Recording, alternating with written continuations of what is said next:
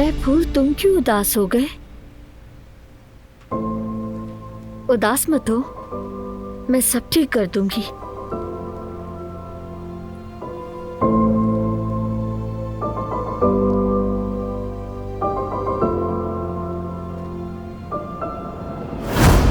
मैंने कह दिया कि तुम्हें फरहाद के साथ नहीं देखना तो बस नहीं देखना। समझ जाओ उस बात को अच्छी तरह। और अगर तुम्हें अपनी माँ की इज्जत का जरा भी ख्याल है तो मेरे कहे से हटकर कुछ ना करना। एक भी लफ्ज दोबारा सुनने की नौबत आई तो तुम्हारी माँ को और तुम दोनों को इस घर से बाहर निकाल दूंगी।